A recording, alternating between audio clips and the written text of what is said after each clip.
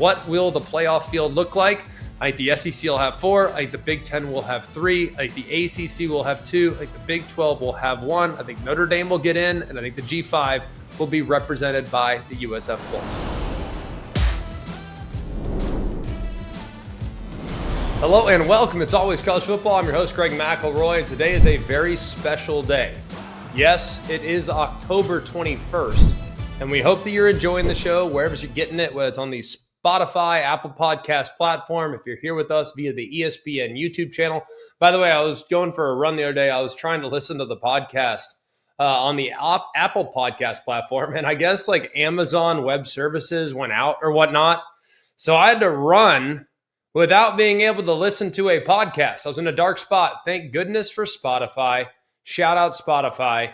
You got us where we need to go. I was able to listen to some podcasts on that platform, so I'm very grateful. I might now be moving to Spotify, not necessarily permanently. I go back and forth, but shout out. You guys got me through my 5-mile Monday run. Had I not had a podcast, I'm not sure I would have made it through the first mile. Appreciate you guys. ESPN YouTube channel, also awesome. Hit that thumbs up button. Appreciate you guys being here with us.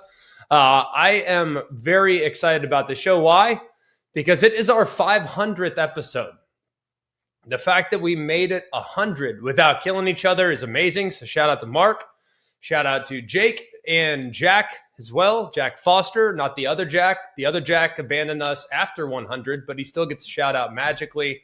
To Rochelle, to Peyton Manning, to everybody at Omaha, we appreciate you very much. And to those of you at ESPN as well that have helped us and helped us promote the show, we really appreciate you guys. And you listeners, guys, like this is, like we are just fans, like honestly. Like, okay, yeah, I go to the booth on Saturdays, I call games, I work for ESPN. That is my number one job. I'm calling games on Saturdays is my number one job. And number 2 job is the college football playoff show that'll start here in a couple weeks. And then scattered throughout the weekday programming, I do some ESPN work as well.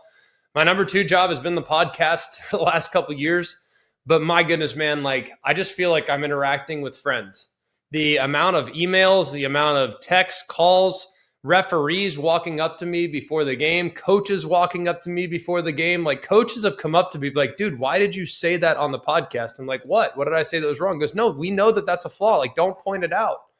Everybody now knows our flaw, and coaches are listening to the show.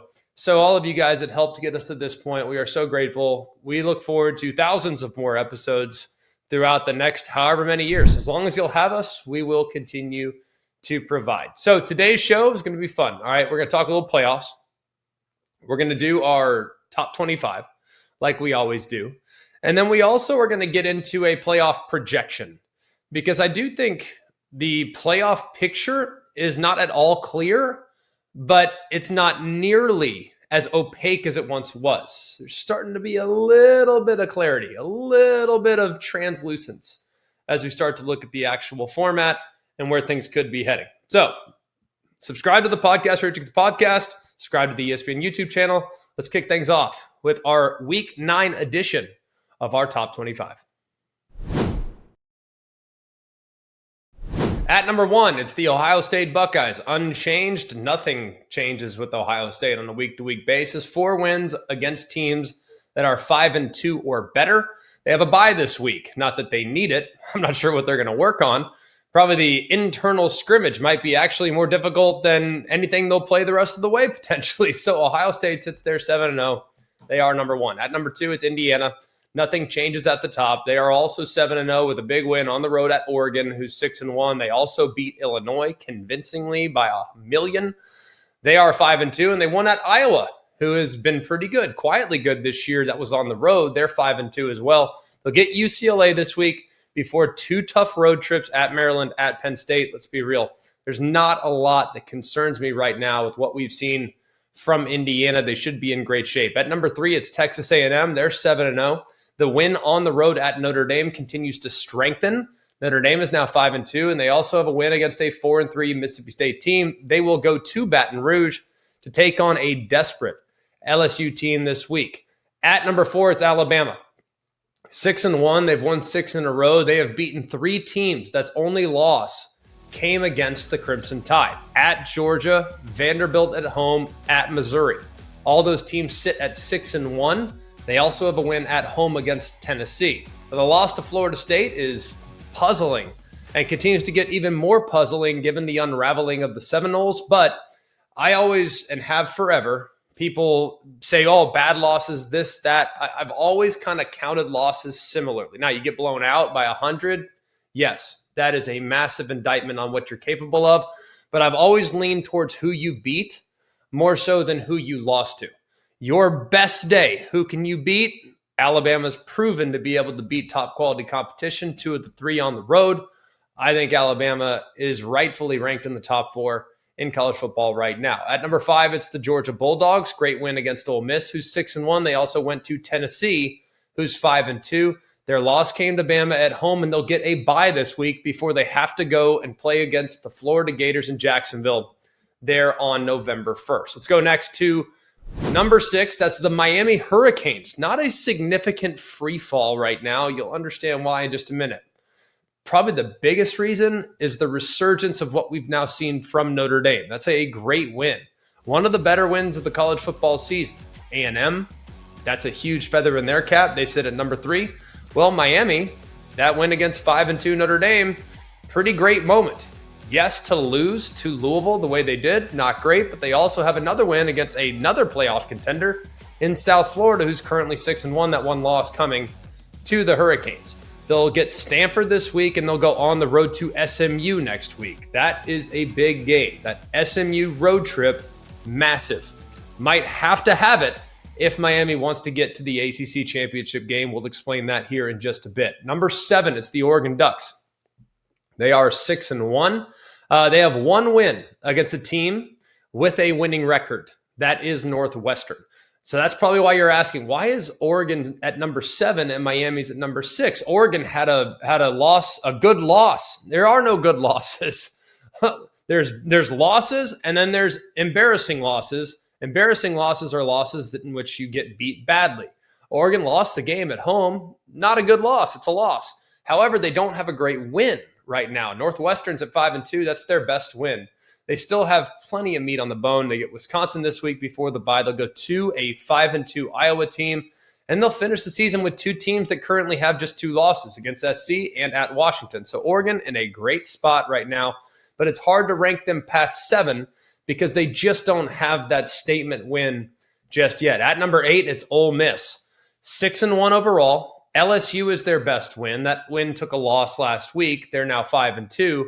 And then Tulane, also a win for Ole Miss. They're 6-1. At Oklahoma this week, and they have just one road game left, and they should be a heavy favorite in every game except this Oklahoma matchup. So this is a massive one for Ole Miss. They get this win against Oklahoma, they might very well find their way into the college football playoff, regardless of what happens down the road. At number 9, it's the Texas Tech Red Raiders. They are 6-1. They've beaten Utah, who's 5-2. They also won on the road at Kansas, who is quietly 6-1 right now. Now, against Houston. I'm not really in a position right now to evaluate Texas Tech based on recency. They were without their quarterback. That can be factored in. I don't think it should be factored in too much. That was a bad performance against Arizona State. There's no spinning it. But they do have a win against a Houston team on the road, a win against a Utah team on the road, and they beat a 4-3 Kansas team. They'll get Oklahoma State this week at K-State, but the big one for Texas Tech is BYU on November 8th. We'll keep an eye on that one here in the weeks to come. At number 10, the Oklahoma Sooners. They have a win against 5-2 Michigan, but they have a really tough stretch coming up. They'll get Ole Miss this week. They're at Tennessee on November 1st. They'll get a bye, and then they go to Alabama. So a lot of very difficult games remaining on the schedule for the Sooners, but still right now in the top 10, that win against Michigan continues to get better and better each passing week. At number 11, a little higher than most teams have, the Virginia Cavaliers. They are 6-1. They have a win on the road at Louisville. Louisville, excellent football team. They're 5-1. They have a really good chance to finish 10-2 or better. They go at North Carolina. North Carolina is not a team that should give them a ton of fits. They're at Cal. Be careful there. Road trip, cross country for the Wahoos. We saw last week how difficult that might be against Washington State.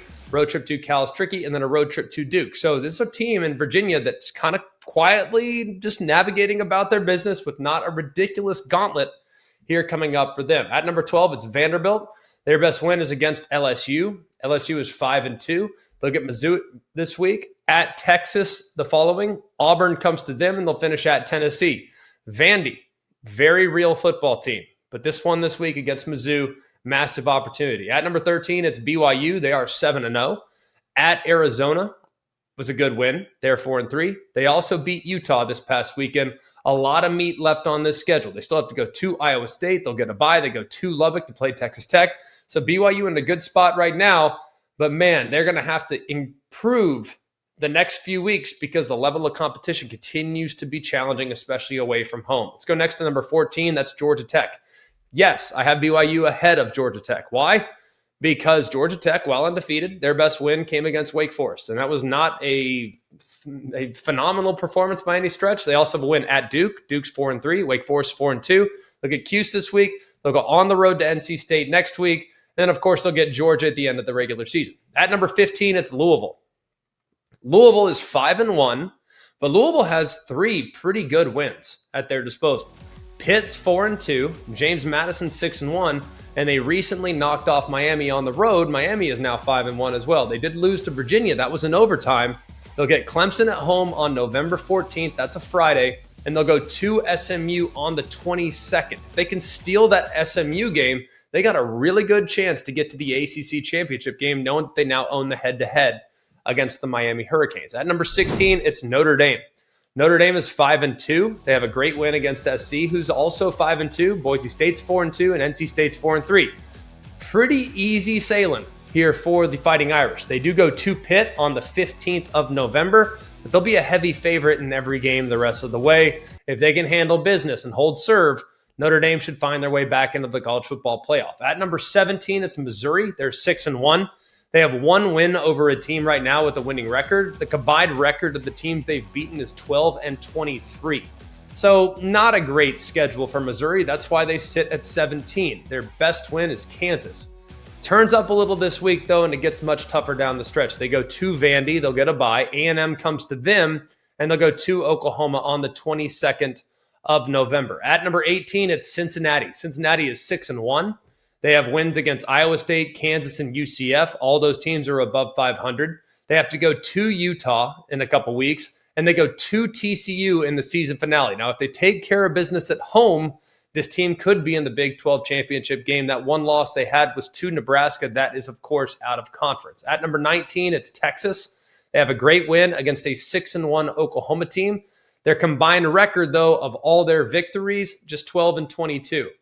Not a ridiculous gauntlet down the stretch, but still very tough. At Mississippi State, dangerous game this week with Vandy coming to them the following before a bye, and they'll go on the road to Athens to take on the Georgia Bulldogs. At number 20, it's Arizona State. They are 5-2. They have a great win against Texas Tech. They also beat TCU, who is 5-2, and then they have a win against Baylor, who is 4-3. At number 21, it's Michigan. They are 5-2 overall. Their best win this year is at Nebraska, who's also 5-2, but that win took a hit last weekend when Nebraska lost to Minnesota.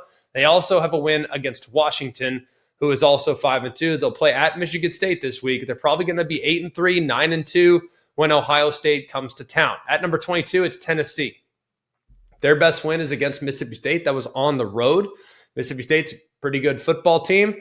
That's pretty much it. They'll go at Kentucky this week before Oklahoma comes to them on the 1st of November. But things look pretty good for Tennessee. If they can get Oklahoma at home, get a win on the road at Kentucky this week, could set up a very big stage against Vanderbilt in the final game of the regular season. At 23, it's LSU. They're 5-2.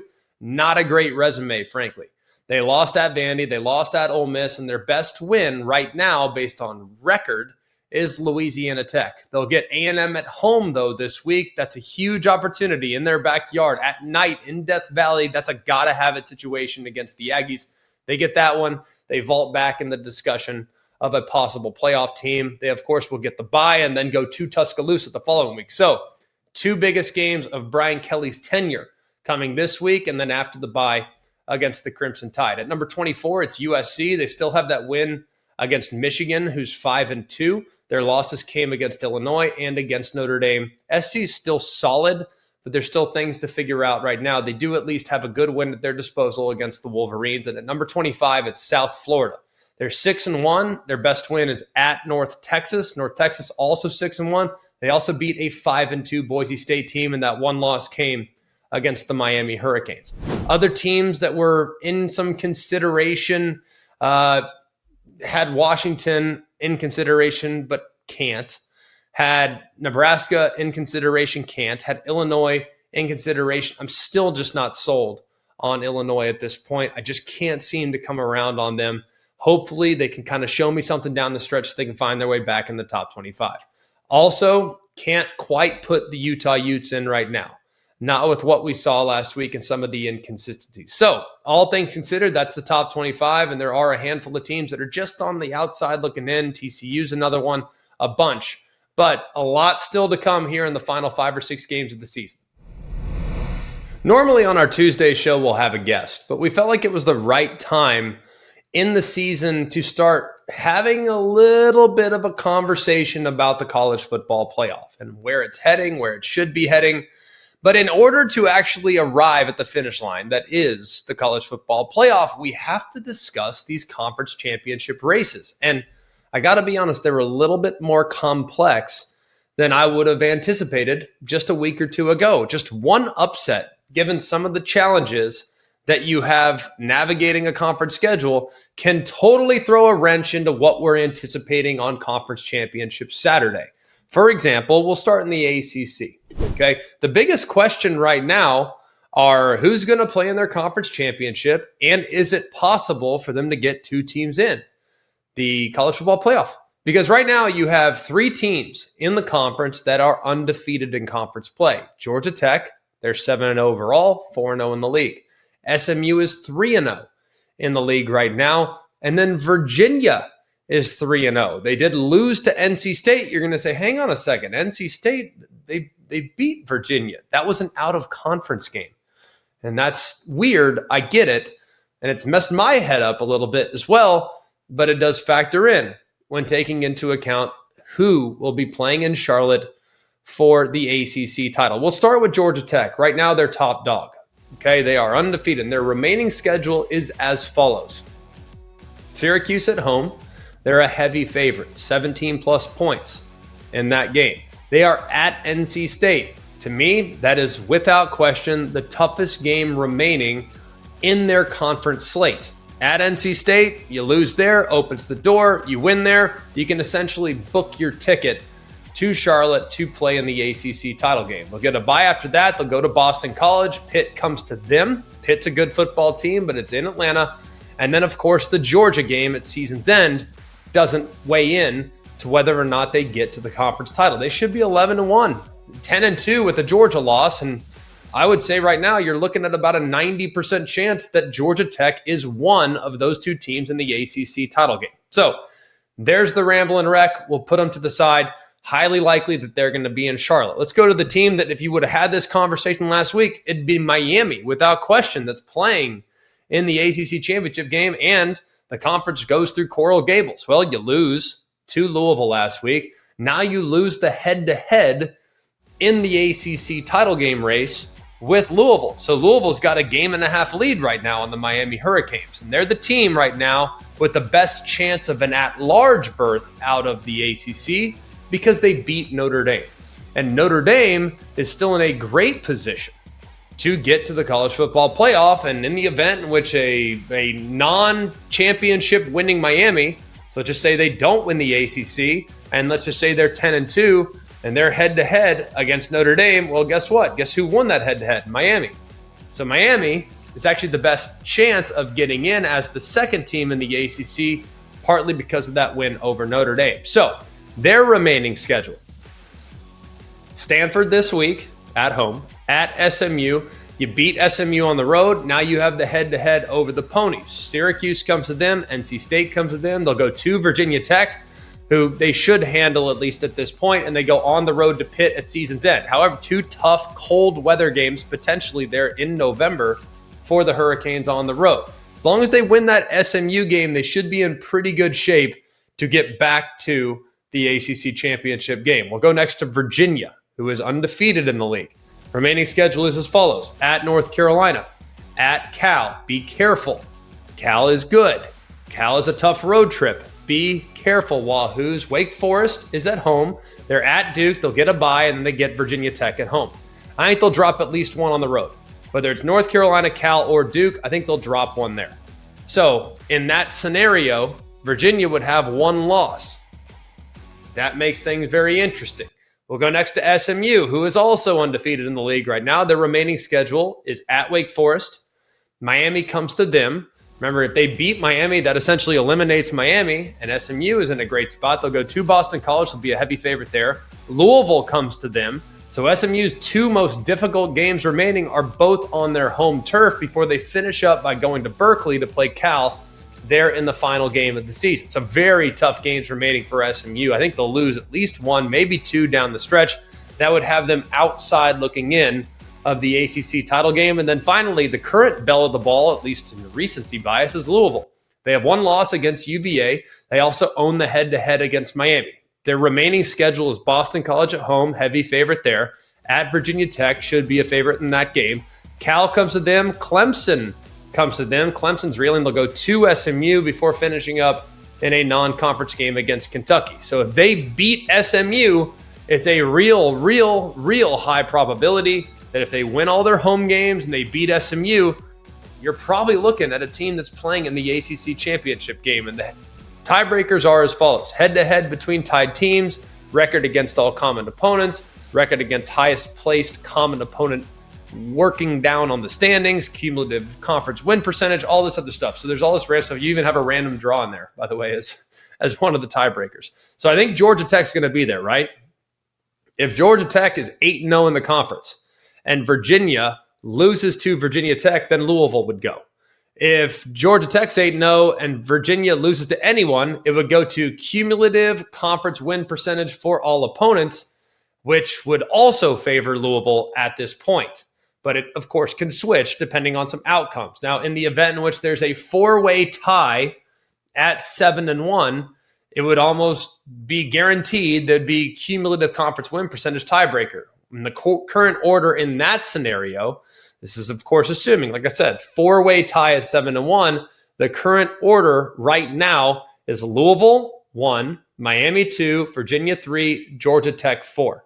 So Georgia Tech basically needs to win out to guarantee themselves in. Right now, if Georgia Tech loses, it opens the door for that possibility, and you have four teams that could potentially get in over them. But Louisville and Miami, if everyone's 7-1, those would be the two teams that would play in the ACC title game. So a little confusing, but wide open. We'll talk about how that factors in here in just a little bit when we get to our playoff projections. Let's go next to the Big Ten. Very clear here, okay? After the ACC, this is like child's play. The ACC is like trigonometry. The Big Ten is like simple math. Ohio State's 100% lock to make the college football playoff, right? Whether they win the conference or not, Ohio State's in. Does anyone disagree with this? They are the safest bet right now to make the playoff. And I looked actually at the odds. They're not even offering yes odds at some places because it's a wasted bet. It's like betting, I don't know, the sun to rise tomorrow. Ohio State's going to make the field, okay? Penn State is there at Purdue, UCLA, Rutgers, and at Michigan. For them to miss the playoffs, they'd have to lose two games. You just tell me which two they're losing. All right, perfect. Sounds good. Leave it in the comments section. I don't see it. Indiana, I also think, is a 100% lock right now. Have to lose two down the stretch. UCLA, at Maryland, at Penn State, Wisconsin. Should be a pretty decent-sized favorite in all those games at Penn State. Maybe it'll be less than 2 touchdowns, but probably not. And they'll finish up with a bye and then go on the road to Purdue. Indiana is going to have a hard time losing at some point in the next 6 weeks. Oregon, they're about 90% likely to make the college football playoff. Now, not 100%, but probably 90%. Wisconsin, that's a win. They get a bye week at Iowa. Should be a win. Feel good about their matchup there, but Iowa is a tricky place to play. We've seen Iowa slay giants in the past, even if they lost that game. They have Minnesota at home, USC at home, and at Washington to finish up. They match up pretty well in each of those games. So I think Oregon is a 90% likelihood of making the college football playoff. All right, we'll go next to USC. USC, it's about a 10% likelihood right now. The remaining schedule, to get the off week this week, they go to Nebraska, Northwestern, and Iowa come to them. They'll go to Oregon, and they finish with UCLA at home. They really need to win out. They need to win out, and they need Notre Dame to run the table. They also need Michigan to be 9-3 or better. So Michigan can only lose one down the stretch. That has a chance to be SC's best win, with the exception of Oregon. If SC beats Oregon, Oregon would be out, and USC would then take their place as a 10-2 team that might be a runner-up or in third place in the Big Ten championship game. Michigan is the other team that I think is still alive, but it's a less than 5% chance that they make it. They got a kind of a tricky remaining schedule. 3 of their 5 remaining games are on the road at Michigan State. Purdue is at home. They'll get a bye. They'll go to Northwestern. They'll go to Maryland. They'll get Ohio State at home. The head-to-head losses against SC and Oklahoma make it very difficult. Michigan needs to win out, I think, to make the college football playoff field. In the Big 12. The Big 12 gets kind of interesting. Right now, you have 2 teams atop the rankings in the standings. That's Cincinnati and BYU. They're both 4-0. Arizona State and Texas Tech are both 3-1. Arizona State, of course, because of last week's result, they own the head-to-head. We'll start with BYU. Remaining schedule's tough, very tough. They go to Iowa State, who's the real deal, I think. I think Iowa State's still a very good football team. They'll get a bye. They'll go to Texas Tech, who I still think is the real deal. That'll be a tough game. TCU comes to them. TCU's 5-2. They'll go to Cincinnati. Cincinnati's 6-1. And they'll finish with UCF at home. I think they'll drop at least 2 down the stretch. I like this BYU team. They could very easily find their way to 10-2. Will that be enough to get them in? I think they lose 2 down the stretch. I wouldn't be shocked if you told me right now, over-under wins for BYU right now, and you put it at 10.5, I would pick the under. Right now they're at 7.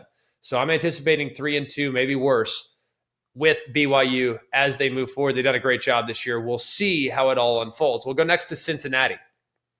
Now, Cincinnati, their remaining schedule, Baylor's at home at Utah. They'll get a bye. Arizona, BYU, both at home, and then they'll go on the road to TCU. I think you're looking at potentially 1-2 losses. On the road would be very difficult. Could come down, frankly, to the game at TCU in the season finale. They win that game, they could find their way in the conference title game, and no one's been talking about Cincinnati here these last few weeks. Texas Tech, they were the team that we thought for sure was going to run the table and just find their way right into the Big 12 title game in which they'd handle their business. They'd get to the college football playoff. Not so clear based on last week's result. They'll get Oklahoma State in a bounce-back opportunity. They'll go to Kansas State, who's currently under 500, but it's still a tricky road trip. And would it surprise anybody if Chris Kleiman pulled out some magic and possibly pulled that upset? It wouldn't shock me, but it is not likely, but possible for sure. BYU comes to them. That's the season definer. They got to beat BYU at home before they play against UCF. They'll get a bye, and they'll go on the road to West Virginia. I think they'll run the table. Right now, it's hard for me to envision Texas Tech looking as human as they did last week. And then finally, Arizona State. Their remaining schedule, Houston comes to them. They're at Iowa State. They'll get a bye. West Virginia comes to them. They're at Colorado, and they play against Arizona. Things look pretty good, and I think the next 2 games will be the indicator. We know Houston's a good football team. They're 6-1, but it's at home. Then they'll go to Iowa State. That's going to be a tough one. They get that one, they got a great chance of getting to Arlington. So I think Texas Tech's going to be there. Therefore, the team they're playing against will likely be determined between BYU at Cincinnati and or Arizona State at Iowa State. Those games are really going to determine who wins the Big 12 or who gets to the Big 12 championship game to take on the Texas Tech Red Raiders. So don't be surprised right now if it's Texas Tech against Arizona State or Texas Tech against Cincinnati. I think that's the most likely options, at least at this moment.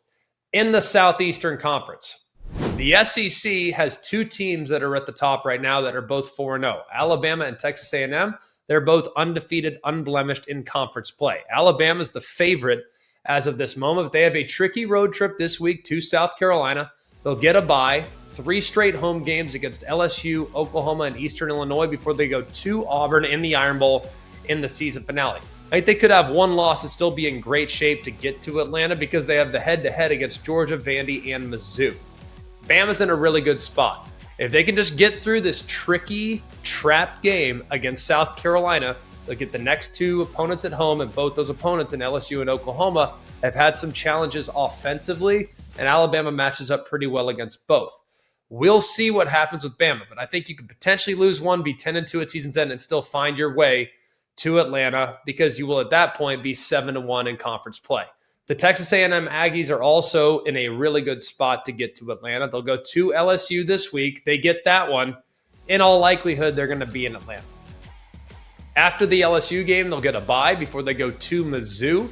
They've had good matchups against Missouri in the past. I would lean A&M in that situation before South Carolina comes to them, Samford comes to them, and then right now, I would lean A&M when facing the Texas Longhorns, but that game will be played in Austin. This is a tough game this week. LSU's back is against the wall. If they win, you could probably say about 90% likelihood that the Aggies will make their first trip to Atlanta.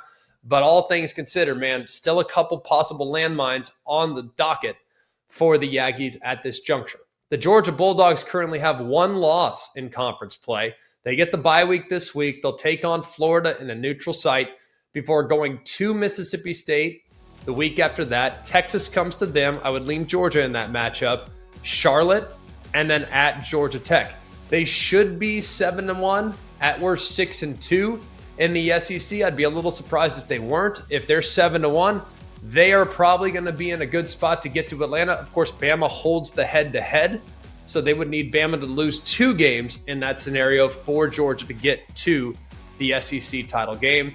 Ole Miss currently has 1 loss. Georgia owns the head-to-head against the Rebels. Their remaining schedule at Oklahoma. This is a playoff game for the Ole Miss Rebels. If they win this game, they're probably going to be in the college football playoff because South Carolina comes to them. They'll get the Citadel. Florida comes to them as well. They'll get a bye, and then they'll go on the road to Mississippi State. I think this game and this team, it all depends on this game this week. If they can go to Norman, Oklahoma and get a win, they should be in really good shape to make the 12-team playoff for the very first time.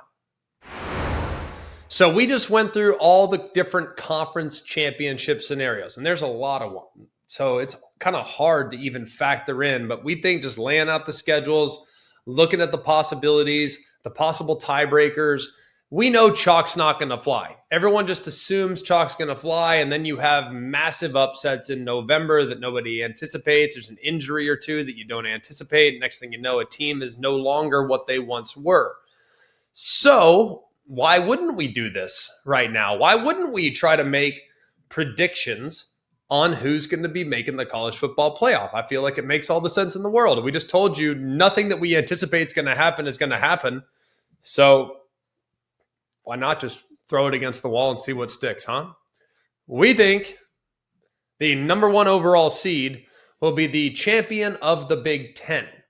We think at this point that will be Ohio State. So we are putting Ohio State in as the number 1 overall seed. I do think the number 2 overall seed will go to the SEC champion. I'm going to go with Alabama here. 12-1, 11-2, depending on how things all factor in. I think Alabama and or A&M or whoever ends up winning the title will end up going with Alabama for this scenario. They'll be the number 2. At number 3, the Big Ten championship game loser, we are saying that's going to be Indiana. Indiana, I think, will be 12-1 at season's end. Why are they behind a team that might have 2 losses? Well, because Indiana didn't challenge themselves in the non-conference. Alabama did. One of those 2 losses came in the non-conference to a team that plays in the Power 4. Indiana played 3 Powder Puffs. That's why they're the 3 seed. I think that is not that big of a difference, but worth acknowledging either way. I think the 1 seed will be the Big Ten champ. 2 seed will be the SEC champ. 3 seed will be the Big Ten championship game loser. We're putting Indiana there. And the 4 seed will be the SEC championship game loser. We at this point have the Texas A&M Aggies sitting there 11-1 in the regular season, 11-2 overall with the loss in the SEC title game. At the 5 seed, we are going with the Oregon Ducks. That's sitting at 11-1, thereabouts.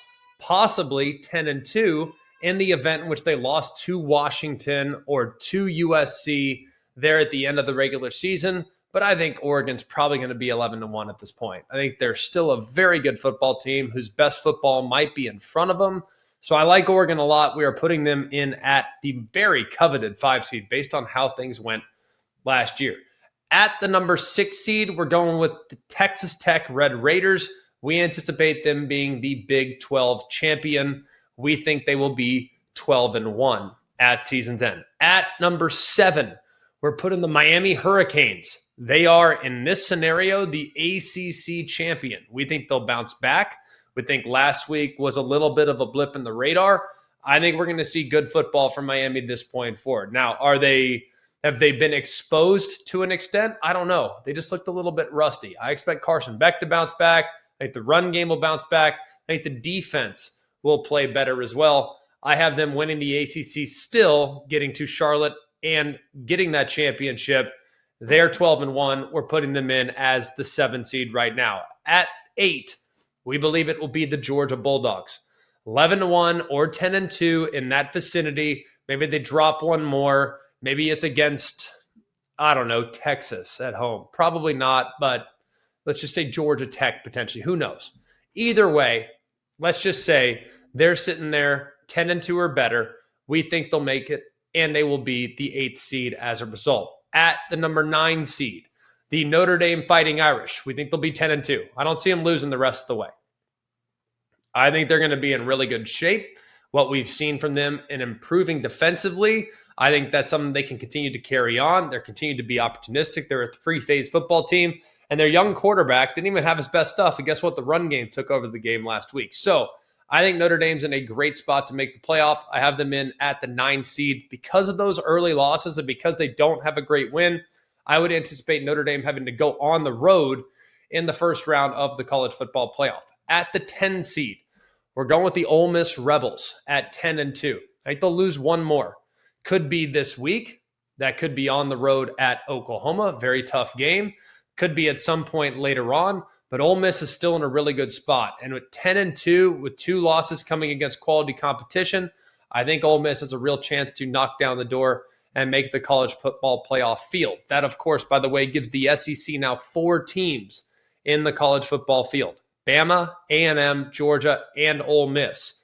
But I think that could be open for interpretation. Wouldn't surprise me if, for whatever reason, Oklahoma were in this spot. Wouldn't surprise me if Tennessee got hot. They made this spot as well. I'm putting in Ole Miss, though, right now. I think they're in a good enough place. I think they can rebound from last week's disappointing performance, especially on the defensive side. At the 11 seed, I think the ACC is going to get 2 in again this year, much to the chagrin of what's going on in other places. I'm putting in Georgia Tech right now. I think they'll be 12-1 with a loss in the ACC championship game, or 11-2 with a loss to Georgia in the regular season finale and a loss to Miami, who we forecast being in the ACC title game. I think still, though, like last year, SMU was in the spot. SMU lost in the championship game, had a really good regular season resume, and it was enough to keep them in the field. So 11-2, 12-1. Georgia Tech, even though they don't win the ACC, I think they'll get in. I think the ACC's got a real chance to get 2 in again this year. And then finally, the 12 seed, that's the Group of 5 champion. We are going with the USF Bulls based on what we've seen up to this point. So we just went through it. A little interesting, a little bit of forecasting. We'll see how it all unfolds, but it should be very fun. I'm sure these won't change at all here in the next couple weeks. But if you told me right now, gun to head, project what will the playoff field look like? I think the SEC will have 4. I think the Big 10 will have 3. I think the ACC will have 2. I think the Big 12 will have 1. I think Notre Dame will get in, and I think the G5 will be represented by the USF Bulls. That'll do it for us here at Always College Football. We appreciate you very much. Continue to check out the podcast, subscribe to the podcast. Wherever you get your podcasts, Spotify, Apple Podcasts, you name it, we're on there. Just check out Always College Football with Greg McElroy. Subscribe, and our episodes will automatically download for you. We also want to encourage you to check out the ESPN College Football YouTube page. We do shorts. We do different YouTube exclusives. So you want to check that out too. It's on our playlist. Just scroll down the College Football YouTube page there on ESPN. you can just see us right there. Always College Football. Click it. You can watch all the episodes on there as well and some of the clip outs as well. So we very much appreciate those of you that have been giving us so much love the last couple of weeks. We've had some haters. We've had some haters every once in a while that are getting into the reviews, giving us 1 star because we don't pick their team. But we're just calling balls and strikes, man. That's all we do here on Always College Football, and we celebrate the sport every single day. So for all of us here at ACF, for Mark, Jake, Jack, the other Jack, intern Sam, I'm Greg. We hope you have an amazing day. And remember, it's always college football. Hey guys, it's Greg McElroy. Thanks for watching Always College Football. Make sure you like, rate, and subscribe to ESPN's YouTube channel and wherever you listen to your podcasts.